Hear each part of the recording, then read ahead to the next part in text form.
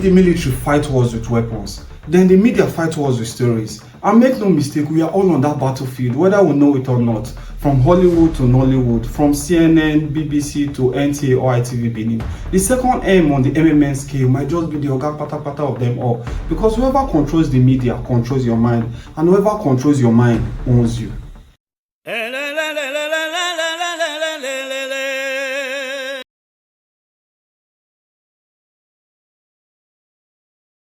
Welcome to part 2 of the MMM scale media. If you haven't watched part 1 about military, you can check my previous video here to understand better. But for now, let's dive in.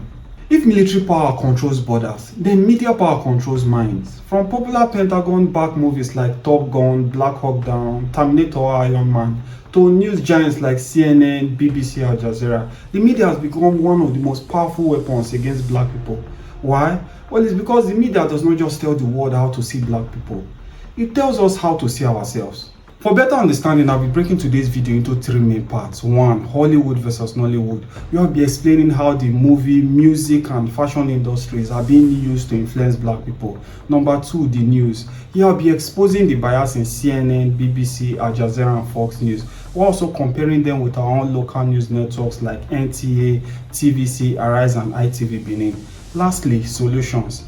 Here I'll go through real practical steps on how we can reduce the negative impact of media, which starts with a mental disease I call P.M.S. or praying mentality sickness. So please do well to stay with me till the end of this video. Let's begin. Hollywood versus Nollywood. Just looking at the names alone, you can clearly see that one is exporting cultures and ideas, while the other is just importing them. And in my previous video, I explained the hidden dangers of over-depending on military importations, and those same dangers apply here in media. I know some persons might be saying, Jerry, do the count, Joe. It's no big deal. It's just a name. After all, Nollywood is currently the second largest movie industry in the world, and our entertainment industry is generally doing well, regardless of the so-called copy and paste name. Well, my response to that is it really worth it?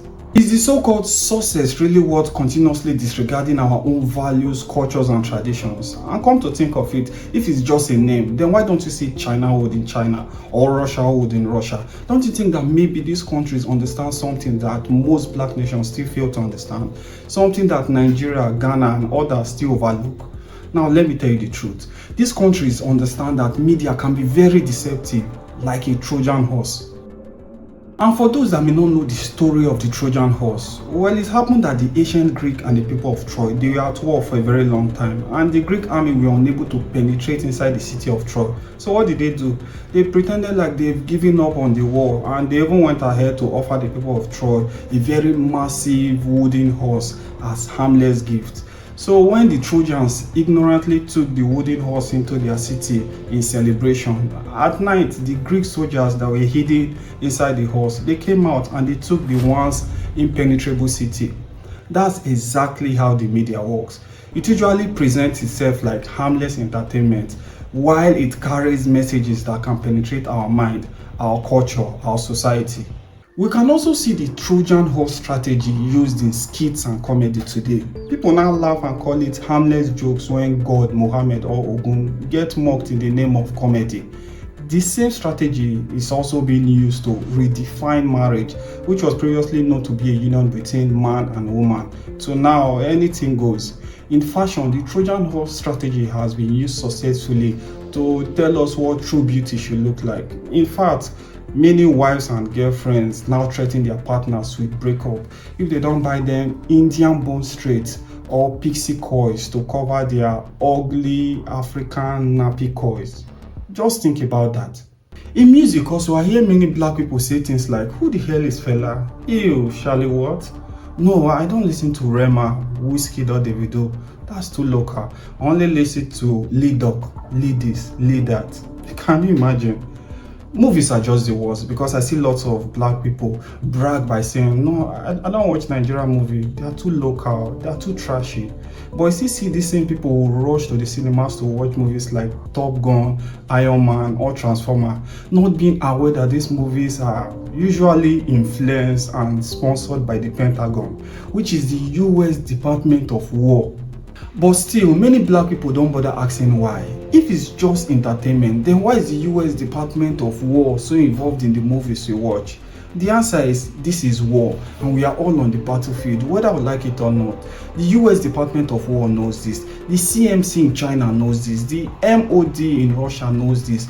They all know that you don't always need big guns, explosives, or heavy machines to win war anymore. Sometimes all you need to win is to own the mind of your opponent through media. That is why whenever you watch an American movie and you see a Russian, or you hear niete, niete, he or she is always the spy, the villain, the bad guy, while the American is always the hero, the good guy. You just say they don't know what they do. And it's not just the Americans, so the Chinese, the Russians, and every serious-minded country that values its people and culture, they do the same, because they understand that the media can either make their culture and people strong and superior, or weak and inferior. But still, many of us don't see it. So I kept asking myself, why? Why can't we see what's going on so we can quickly make the needed correction? That question is what led me to discover the problem. A very serious and deadly mental disease that is endemic or popular amongst black people. A disease I call P.M.S. or pre-mentality sickness. And I know here in Africa, when we hear deadly diseases, 3 diseases quickly comes to mind. 1, malaria. 2, HIV. 3, cancer. But what if I told you PMS is far more deadly than all these 3 diseases combined? Yes, PMS is more deadly. Take malaria for example. To get infected, a female Anopheles mosquito must first bite you. Women. For HIV, there must first be direct physical contact, maybe through an infected blood or sexual intercourse. And even though cancer is a bit more mysterious, doctors can still use medical scan to detect the growth of tumors and fight against them. But you see, with PMS, that's completely different too. PMS does not need mosquito to bite you. It does not need blood contact. And it does not show up on any medical scan or lab test. Why? Well, it's because PMS does not affect your body first. It affects your mind. All PMS need to infect you are your eyes and ears through the music you listen to, the movies you watch, the news you consume. That's how the infection spreads. And once it takes root in your mind, you start to show symptoms, but not like in headache or fever, but through the way you speak, the way you dress, the way you think. We start feeling ashamed of our accent. We start hearing people say things like, ew, you sound so Igbotic, you sound so Hausa, you sound so Yoruba. We reject our own fabrics, our traditional clothes. In fact, anything that connects us with our culture suddenly feels inferior. This is why PMS is far more dangerous than malaria, cancer, and HIV combined. Because unlike these diseases that attacks the body, PMS on the other hand bypasses the body and attacks the mind first. And once the mind falls, the entire body quickly follows. But fortunately, there's good news. Yes, there's a cure for this dangerous disease, and I'll be sharing everything I know about it in the third part of this video, so please stay tuned. But before that, let's move on to the second part, the news. So if entertainment is the sweet poison that gets us infected with PMS, then the news is the needed bloodstream that carries the infection to every corner of our mind. And just like the entertainment industry, the news industry is never fair, it's never neutral, and it's one of the most powerful weapons used against black people.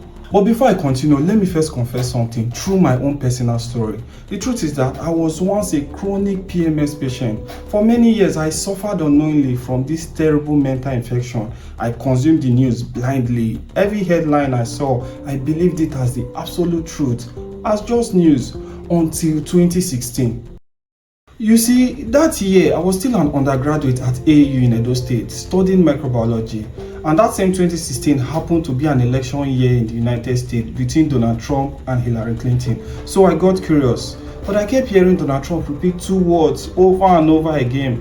He was saying fake news, fake news, fake news. Yeah, I know that's not the best Donald Trump impression ever, so feel free to laugh at me, no one. But you see, those 2 words made me curious, so I started digging, and slowly but surely things began to make more sense. I started to see the patterns in the news. I started to see the bias, the hypocrisy, the agendas, the politics. In fact, I saw left-leaning news networks like CNN and MSNBC basically doing cheerleading work in support of Hillary Clinton, while right-leaning news networks like Fox News and Newsmax, they did the opposite, doing cheerleading work in support of Trump. I noticed how BBC, CNN, Jazeera and Fox News would rush to label a non-fatal stabbing in Paris big breaking news. yet they will largely ignore the war and death happening in Sudan.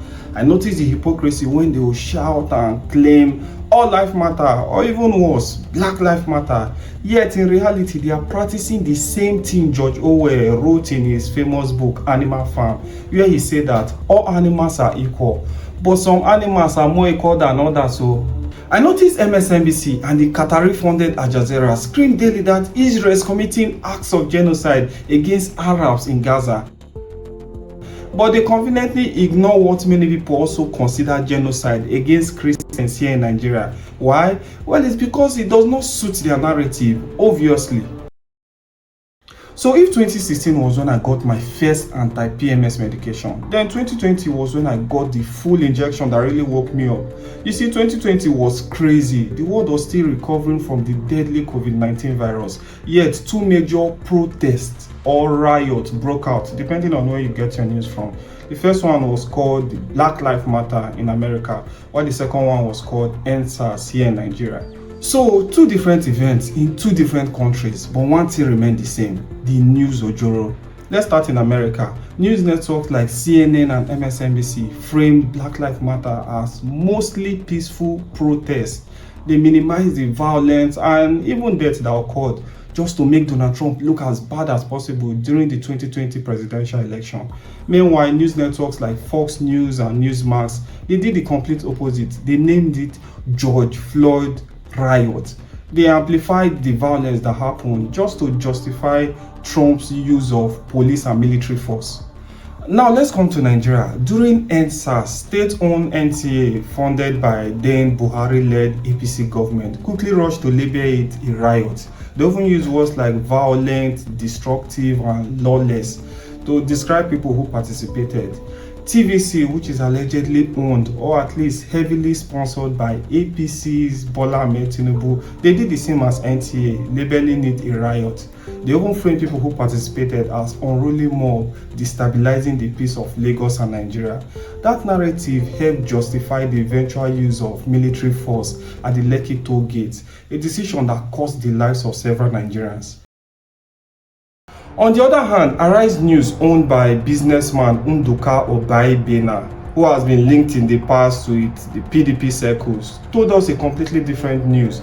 They framed protesters who participated as largely peaceful. They even highlighted the passion and courage of the Nigerian youth while criticizing what they called excessive use of force by the APC government. And like I said, the media, whether local or international, is never truly fair. So don't be fooled when you see international media pretend like they care about black people so much. The truth is that they don't. And honestly, I don't blame them for putting themselves first. What really annoys me is when I see our own black-owned media do the exact same thing, dividing us with politics, ethnicity, and religion, selling us out for money and power. Just open your eyes a bit. Let's think about it. Why does the most powerful politician in America, Donald Trump, owns Truth Social? In Nigeria, the most powerful politician, Bola Ahmed Tinubu, allegedly owns TVC. The richest men in the world, Elon Musk and Jeff Bezos, owns X and the Washington Post, respectively. Even here in Edo State, Chief Gabriel Benedion owns ITV and radios. Why? It's called self-preservation. Again, these are different people from different countries, but they are all using the same strategy. If you want to keep your money and power, then you must be ready to influence the minds of people through media. Powerful countries do the exact same thing. They use the news and entertainment to protect their own image while destroying ours. They push selective story to trash African culture and religion. They call Ogun evil, Shango na demon ba, but Superman when they fly, no be winch, na superhero. Here you see the ojoro now. They call Africa underdeveloped, poor and corrupt, painting all 54 countries with one single bad brush. Their strategy has become so successful that the average American and European believe Africa is just one single country. But when true African leaders like Kwame Nkrumah of Ghana, Patrice Lumumba of Congo, or Muammar Gaddafi of Libya wanted to unify Africa, what did they do to them? They used the same media to discredit their image at home. They used the same media to poison them in the hearts of their own people before eventually killing their body. Again, P.M.S first kills the mind. Killing the body is the easy part. So I'll conclude today's video by saying we all need to start taking anti-PMS medications quickly. Unfortunately, there is a cure. It is a drug I call whistle. It is a 7-liter cure, 7 doses, 1 for every day of the week. So every day you must blow your whistle against pre-mentality sickness. Because when you blow your whistle, you call attention, you stop danger. So on Monday, begin by watching what you eat. And I don't mean your regular food, I mean the music and movies you consume. On Tuesday, hold and own African stories. So whether you're a content creator, a teacher or tailor, ensure you show African and Black stories with pride and originality. On Wednesday, investigate the news. Ask questions like, who owns this station? Why are they showing me this? What is the agenda? On Thursday, stay proud of your culture. Wear African fabrics. Speak boldly in your native accent. Play African music loudly. On Friday, target your spending. Support African-owned businesses, our movies, our musicians. On Saturday, link arms together. Never allow religion or ethnicity divide us. Remember, our unity is strength. And lastly, on Sunday, educate yourselves. Visit museums, read African books about our culture and history. Don't let the old saying, to hide something from a black man, just put it in a book, ever be true about you. So that's it. That's whistle. So let's blow it together. Let's blow it daily so we can all heal from pre-mentality sickness. Personally, I'm blowing my whistle daily and I'm healing gradually. But just look at Dr. Ngozi Okonjo-Iweala, Director General of the World Trade Organization. She's a perfect example of someone completely free from pre-mentality sickness. She dresses proudly in African attire. She speaks in her natural accent. And even with her countless degrees, she does not act overly westernized. But you wey struggle to get BSc go see say she looks and sound too exotic, not knowing say na PMS infection won't buy you there. Anyways, thanks to whistle today, PMS no buy you again. Oya say amen. Sharp. But on a serious note, after watching this video, I really hope the next time you watch the news or a movie, you look a bit deeper. You will not just see entertainment or information alone. You will see the agenda. And remember, even when they use black actors, black news broadcasters, or DEI as camouflage, you still see it for what it truly is, a Trojan horse. Watch out. If you made it this far, I just want to say thank you.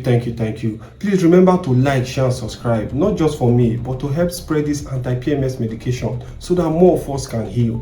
Oh, and don't miss my next video on money, the last M on the MMM scale, because I'll be explaining why without money or a strong economy, black nations cannot truly strengthen the first 2 M's, which are military and media. So see you soon. Vamos. And remember, blow your whistle.